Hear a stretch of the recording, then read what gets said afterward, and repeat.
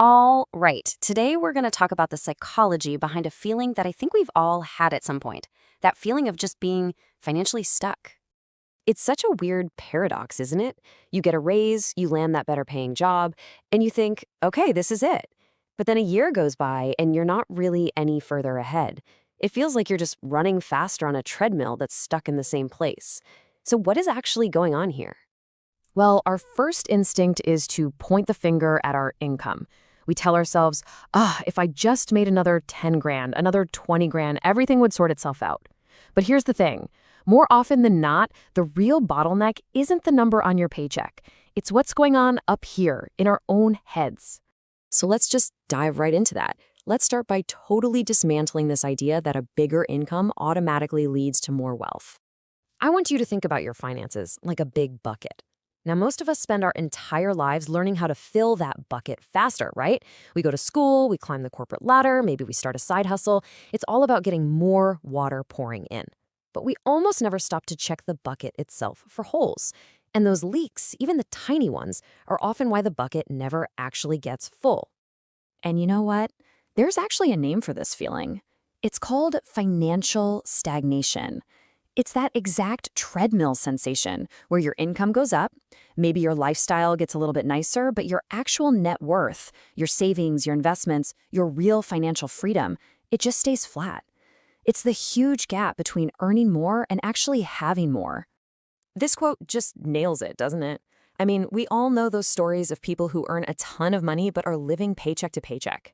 It's the ultimate proof that it doesn't matter how much water you're pouring into the bucket if the leaks are just getting bigger at the same time. So, what exactly are these leaks? And that brings us right inside our own minds. We're going to look at the psychological drivers that are quietly drilling these holes in our financial buckets.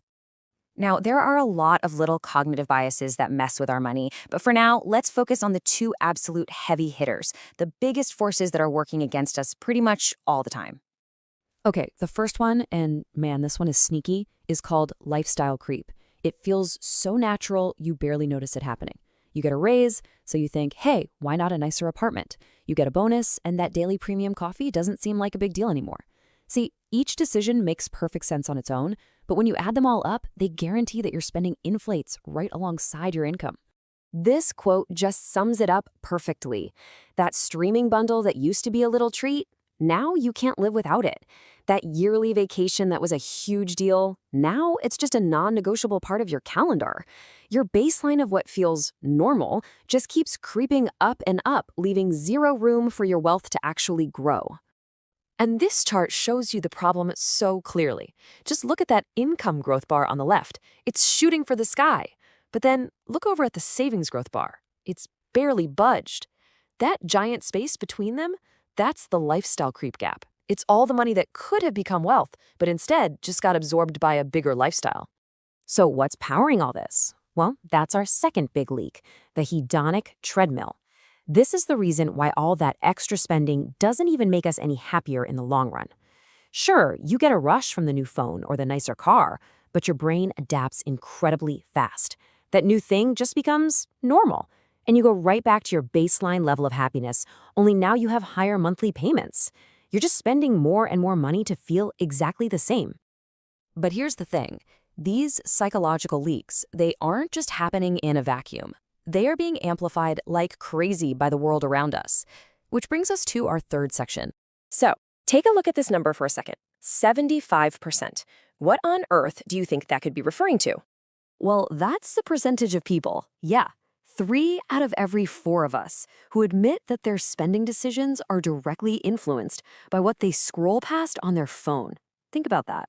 Our social feeds have basically become the world's most powerful engine for lifestyle creep. And it's not an accident. These platforms are precision engineered to hit our deepest insecurities.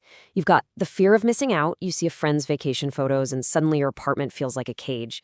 You've got constant social comparison, endless highlight reels of everyone else's perfect stuff. Then there's social proof, thousands of 5-star reviews and influencers telling you what you need to buy, and of course, targeted ads that know what you want before you even do. It's just a relentless 24/7 pressure cooker to spend.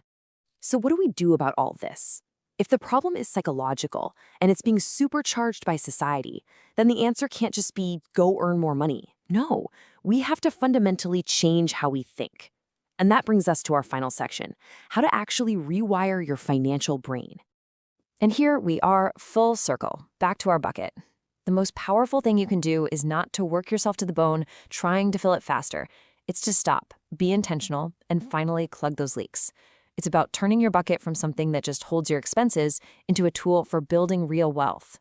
So here are 3 powerful mindset shifts you can use to do just that. Number 1, define your enough. This is so important. You have to consciously decide what level of comfort and security is enough for you, not for the people you follow online. You're creating your own finish line. Number 2, automate your future. This is a game changer.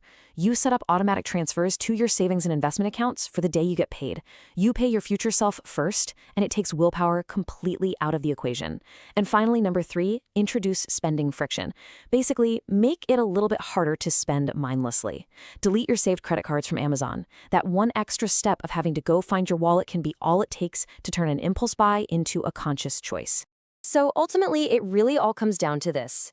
Your own mind, the same mind that creates these leaks, is also the most powerful tool you have to plug them. By understanding these forces, you can transform your psychology from your biggest financial liability into your single greatest asset. The choice is yours.